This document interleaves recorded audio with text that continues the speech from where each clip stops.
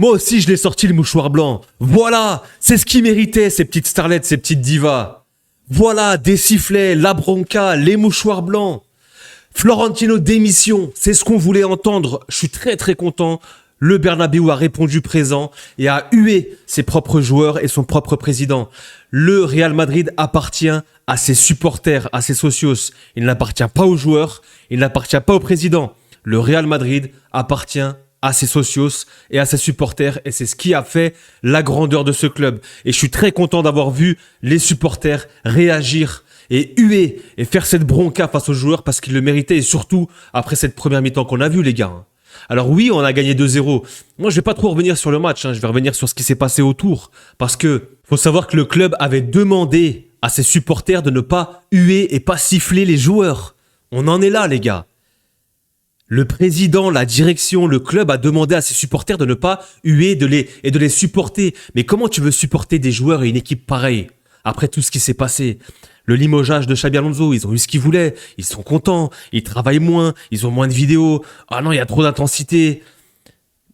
La défaite, comment l'oublier? L'élimination en Coupe du Roi face à Albacete, ça aussi, juste derrière. Comment tu veux supporter cette équipe et ses joueurs? Et encore aujourd'hui, les gars, moi, je suis pas satisfait du match au global. Je suis pas satisfait de cette première mi-temps et de cette équipe. C'est encore de la bouillie footballistique et en termes de niveau, c'est très grave. Alors oui, t'as gagné contre Levante. Encore heureux que tu gagnes contre Levante. Ils sont quoi en deuxième partie de tableau? T'es supérieur avec tous les millions et tous les joueurs que t'as. Encore heureux. Mais encore une fois, les gars, le contenu, les joueurs, l'attitude. Il y a des joueurs qui ont été ciblés. Vinicius a été ciblé dès qu'il touchait le ballon. Il a été sifflé, grosse bronca sur lui. Bellingham aussi, Valverde un petit peu.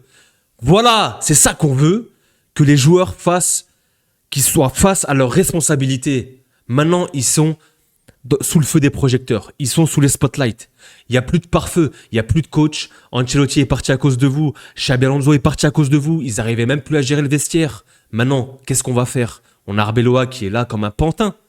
Arbeloa, placide, sur le côté du terrain, les mains dans les poches, ne réagit absolument pas. Zéro consigne, il se passe rien. C'est un pantin, il est juste là parce qu'il faut un coach.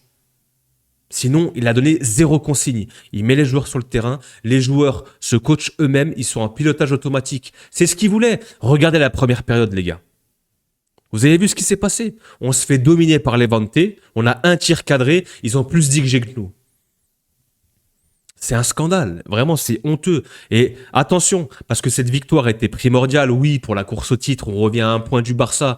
Mais les gars, moi j'attends plus rien de cette équipe. On va la suivre, on va regarder ce qui se passe en deuxième partie de saison. Mais moi j'attends plus rien.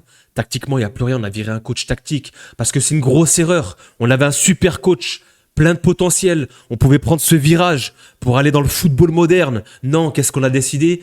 De faire machine arrière, de revenir au point de départ. On remet Pintus, on remet les gens au club, on donne du pouvoir et bien évidemment on cajole et on caresse les joueurs et c'est pas de leur faute et on les protège. On l'a vu. Moi j'ai hâte de voir la conférence de presse d'Arbeola. Qu'est-ce qu'il va nous dire encore? Les joueurs ont super bien joué, ils ont répondu présent, il fallait la victoire. Je suis très content de l'attitude de mes joueurs et ce qui se passe. Les gars, franchement c'est lunaire sa conférence de presse quand il dit si les joueurs ne font pas bien ce que je leur ai demandé ou ce que je leur dis, c'est que c'est moi qui ai mal expliqué. J'ai vu ça tourner, les gars, j'ai vu ça passer, mais on est où?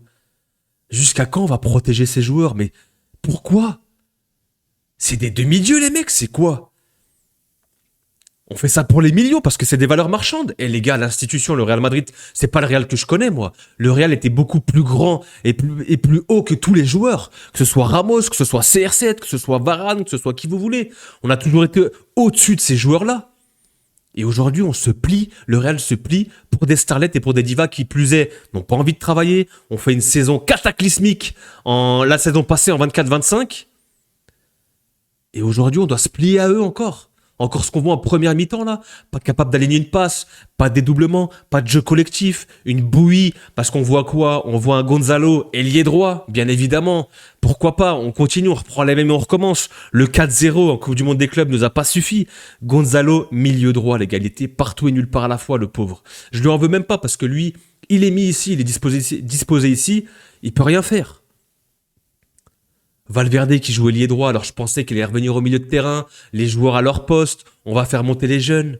C'est la même salade, les gars, c'est la même salade. Et aujourd'hui, qu'est-ce que ça va être? On met un pantin sur le banc de touche et on fait jouer les joueurs, on met tout le monde sur le terrain. Et les gars, allez-y. Et on prie pour que Mbappé dribble 4 joueurs mais il perd le ballon. On prie pour que Vini dribble 3 joueurs aussi. C'est quoi cette tactique? Comme d'habitude, les gars, c'est comme d'habitude. Qu'est-ce qu'on va avoir? On va se retrouver face à des grosses équipes. On va se faire allumer parce qu'on n'a pas de tactique, parce qu'on n'a pas de précepte de jeu, parce qu'on ne travaille pas et parce qu'on n'a pas envie de travailler. Les joueurs n'ont pas envie de travailler aussi. Et quand on a un coach qui vient et qui veut travailler, on le dégage comme un malpropre. On s'est mis à genoux pour qu'il vienne l'été passé, au mois de mai. Il voulait pas faire la Coupe du Monde des clubs, il voulait venir après. On l'a forcé à venir. Il est venu, il a mis des choses en place, il a essayé de travailler. Alors certes, il a été un petit peu dur, un petit peu rigide. Il aurait dû être un peu plus souple, peut-être, parce que c'est le Real et qu'il faut manager aussi. C'est pas un club qui s'entraîne seulement, c'est un club qui se manage.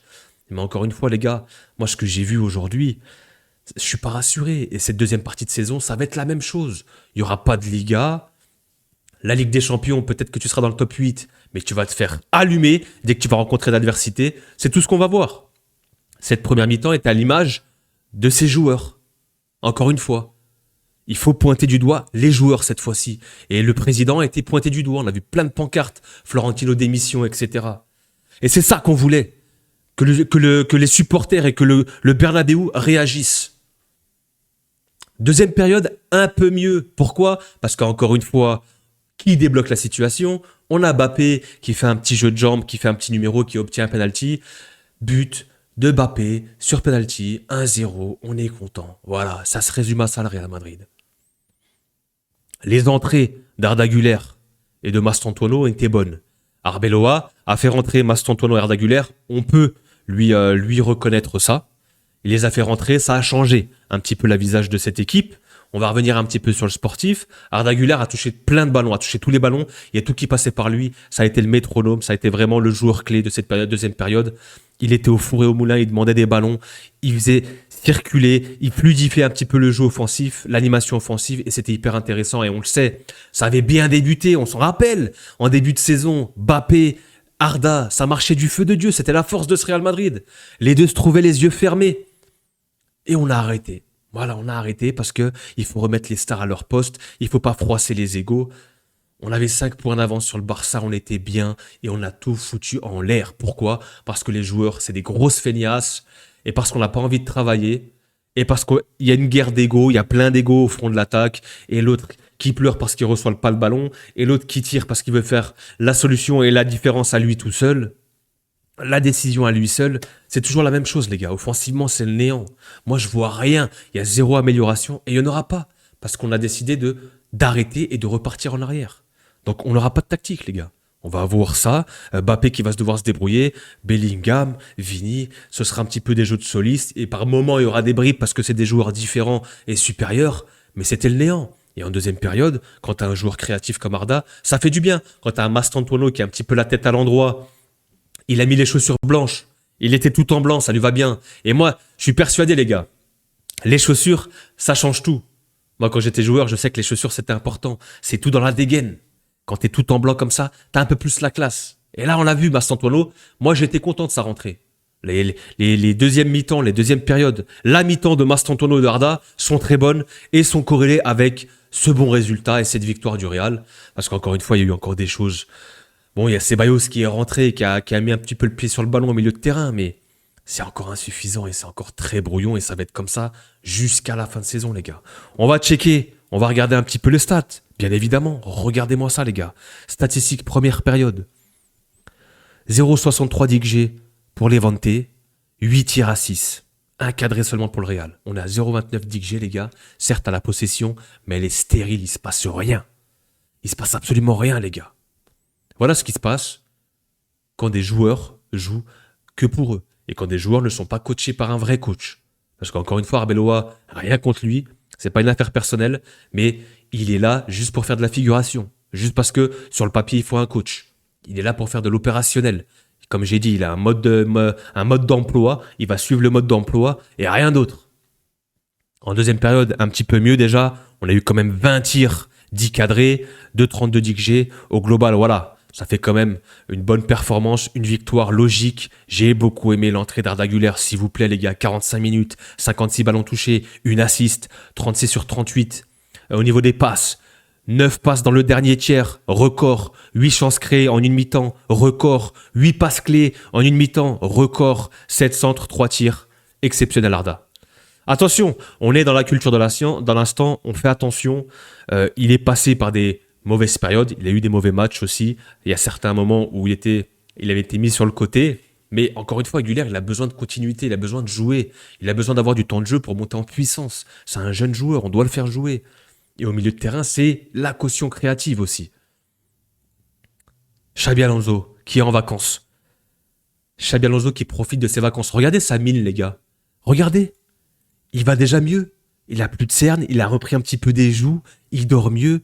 En quelques jours, en 3-4 jours, il va déjà mieux. Il profite de la plage avec sa femme, il se balade. Tant mieux. Et c'est le grand gagnant. C'est le grand gagnant, Xabi Alonso. Il s'est sauvé, il s'est enfui de cette mascarade, de ce trou à rats, de ce club qui ne veut pas travailler. Il a essayé, il est venu avec plein de bonne volonté, il avait envie parce qu'il aime le Real Madrid au fond de lui. Et il voulait prendre ce virage avec ce club. Et pour moi, c'était un mariage parfait. C'était un mariage parfait. Il y a eu ce divorce précoce pour rien à cause de la direction, à cause des joueurs. Et du moment où la direction ne prend pas et soutient pas son coach, et ne prend pas les épaules et le soutien de son coach, plutôt celui des joueurs, ça ne peut pas fonctionner. Il y a un déséquilibre, les joueurs prennent le pouvoir et l'influence sur le coach. Et finalement, en fait, le coach ne se fait pas respecter et il ne peut pas mettre en place ses idées. Et c'est ce qui s'est passé malheureusement. Donc aujourd'hui, moi, j'attends plus rien de cette équipe. Je vous dis honnêtement, j'attends plus rien. Je vais suivre parce que je suis supporter du Real depuis plus de 20 ans. Il n'y a pas de problème. Je supporte le fanion, le logo, le club, l'histoire. Real Madrid depuis plus de 20 ans. C'est un club que je supporte. Un vrai supporter, il est là dans les bons moments, dans les victoires. On a été là, comme dans la défaite et les périodes compliquées. Et on est là. On sera là, on va supporter le club. Par contre, ces joueurs, je ne peux plus me les voir. C'est terminé, je peux plus me les voir. Vini qui est un petit peu qui chiale, qui fait la moue, qui est sensible, qui à un moment donné, on le voit applaudir.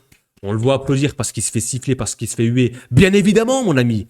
Bien évidemment que tu te fais siffler, tu te fais huer après tout ce que tu as fait. Après ton comportement, après tes attitudes de gamin, de starlet.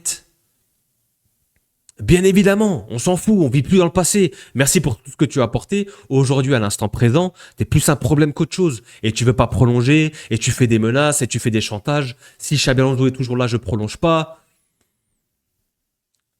Heureusement que les supporters et le Bernabéu a réagi, et je suis très content. Et au moins, les joueurs font face à leurs responsabilités et vont peut-être se regarder dans un miroir maintenant. Bellingham, pareil, a été sifflé. Il y a pas mal de joueurs qui ont été sifflés. En deuxième période, ça allait un petit peu mieux. Il y a eu des applaudissements, mais toujours des petits sifflets. Et même en fin de match, la bronca encore, des sifflets. On n'est pas satisfait de ce qui se passe. C'est pas en une victoire contre l'Éventé en un match que tout va s'effacer. On a vu tout ce qui s'est passé. On n'est pas dupes. Ne nous prenez pas pour des cons. On sait absolument tout ce qui s'est passé. Et les supporters aussi ne sont pas dupes. C'est des connaisseurs. Ils savent exactement tout ce qui s'est passé. C'est ni la faute de Xabi Alonso, ni la faute des joueurs de Ancelotti, pardon. C'est la faute des joueurs et de la direction. Tout simplement. On n'ira pas plus loin pour le débrief de ce match. J'ai dit ce que j'avais à dire. Très content de la réaction du public et du stade. Victoire, 2-0. Tu reviens à un point du Barça. On verra demain ce qu'ils vont faire face à la Real Sociedad. C'était important de revenir, de gagner. Qui sait, on ne sait pas. Hein, peut-être que tu peux aller chercher une Liga. Mais honnêtement, moi, comme je vous ai dit, j'attends plus rien. J'attends plus rien. Je vais regarder les matchs. Je vais les prendre tels qu'elles sont. Et là, moi, j'en veux aux joueurs. Et ça prendra du temps pour que ça passe. Vraiment, ça prendra du temps, les gars. Ce sera tout pour ce débrief. Dites-moi en commentaire ce que vous avez pensé de ce match et surtout de ce qui s'est passé autour. Et puis nous, on se revoit très très vite pour de nouvelles vidéos. Prenez soin de vous, les gars. Peace.